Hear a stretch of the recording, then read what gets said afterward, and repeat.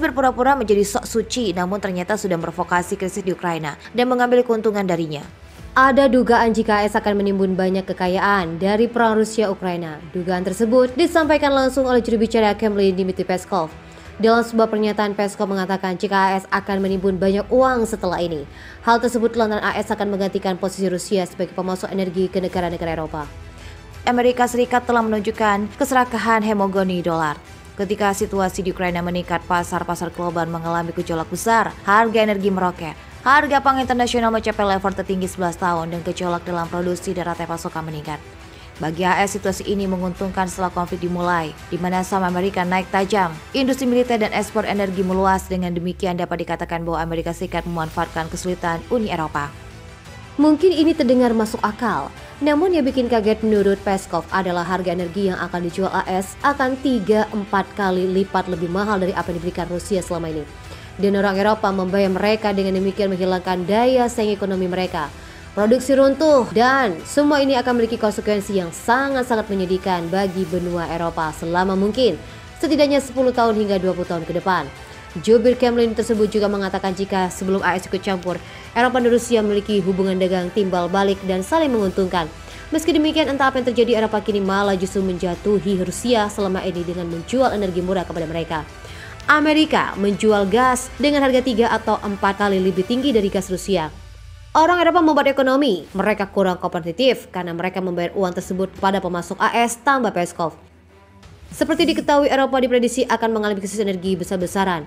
Ini lantaran Eropa telah memberikan sanksi kepada Rusia dan membatasi pasokan energi dari negara pimpinan Vladimir Putin tersebut. Sungguh di luar dugaan, inilah bukti kelicikan dan keserakahan AS dalam memanfaatkan situasi krisis Ukraina. AS rupanya memiliki maksud dan tujuan tertentu diselipkan pada krisis Ukraina, seolah-olah memang memegang kunci dan peran utama dalam mengatur kondisi. AS malah dituding menebar kebohongan dari rencana picik. Publikasi tersebut menganalisis tindakan pejabat Washington dan mencantumkan tindakan Gedung Putih yang menyebabkan situasi tersebut. Berikut bukti analisa dugaan kepicikan AS yang disampaikan oleh surat kabar Cina Han Qiusibao. AS bersalah memprovokasi konflik geopolitik dan mengacam perdamaian dunia. Dilansir dari Inovasi untuk mengikat Eropa segera mungkin dalam hal keamanan dan strategis, AS dengan mengorbankan kepentingan Ukraina dan Eropa, memprovokasi, menambah juga bahan bakar ke api di Ukraina, sehingga memutuskan hubungan antara Eropa dan Rusia dan mengikat sekutu Eropa dengan kuat untuk dirinya sendiri. AS juga menurut wartawan Cina harus disalahkan karena menyebarkan mitos tentang perang dingin dan memperburuk masalah global. Pejabat Washington memprakarsai 5 putaran berturut-turut ekspansi NATO ke timur, menekan ruang keamanan Rusia sebanyak mungkin.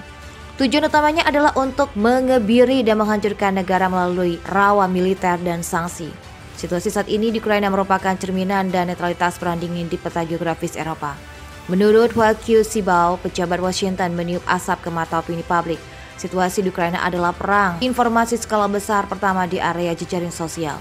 Barat meningkatkan ofensif informasi ke intensitas maksimum, mengarang berita palsu tanpa menahan diri dan harus menyerang situs-situs web pemerintah Rusia. Pejabat Washington terlihat dalam standar ganda. Amerika Serikat juga menganggap dirinya sebagai pelindung hak asasi manusia, tetapi pada saat yang sama selalu terlibat dalam melepaskan konflik dan memulai kerusuhan. Sejak awal krisis Ukraina, Amerika Serikat telah memberikan tekanan dan menambahkan bahan bakar ke api. Amerika Serikat menyembunyikan senjata biologis dan mengabaikan nasib umat manusia. Menurut informasi yang diungkapkan oleh Rusia, AS memiliki ratusan laboratorium biologi militer di seluruh dunia. Banyak diantaranya berlokasi di negara-negara Uni Soviet dan hampir 30 lab berlokasi di Ukraina.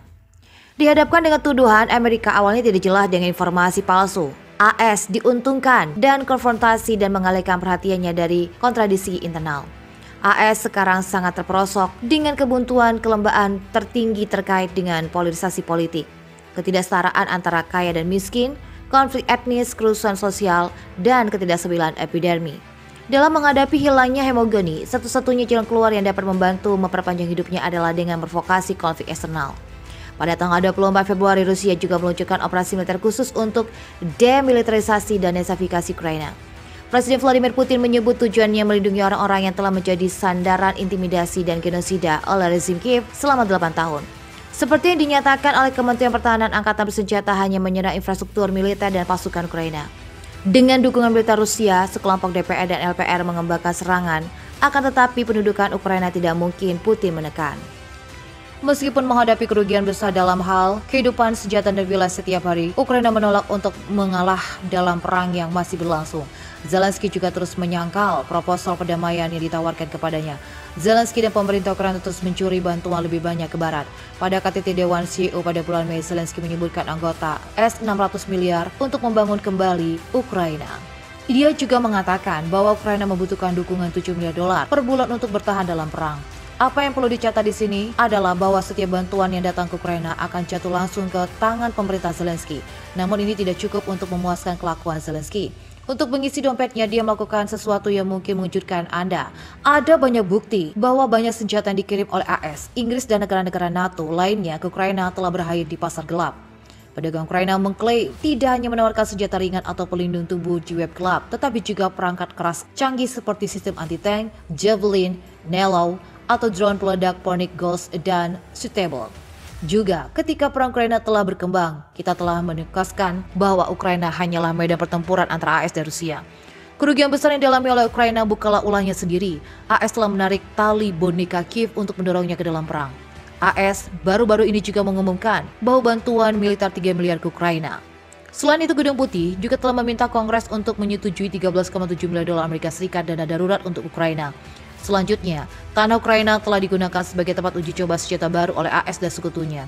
Tujuan untuk memberikan sejumlah besar senjata ke Ukraina adalah untuk menunjukkan efisiensi persenjataan AS dan bagaimana mereka bisa dapat bermanfaat bagi negara-negara Eropa dan dunia. Selain itu, PM Hungaria Viktor Orban telah menyoroti bagaimana perang Ukraina merupakan pukulan bagi Eropa dan campur tangan Barat untuk memperpanjangnya. Menurutnya, perang Ukraina bisa berlangsung hingga 2030. Menurut Orban, 40% industri Eropa bisa tutup karena sanksi ini. Eropa menemukan mojonya setelah COVID telah dilakukan oleh AS. US harusnya tahu betul bahwa memainkan mitra junior di dunia yang didominasi AS ini hanya untuk mengarahkan pada penaklukan dan pemusnahan total. Kesimpulannya, bukan keadilan dan kebebasan, tetapi keserakahan Zelensky dan rencana jahat AS untuk tetap menjadi negara adidaya adalah tujuan sebenarnya dari perang perkepanjangan ini.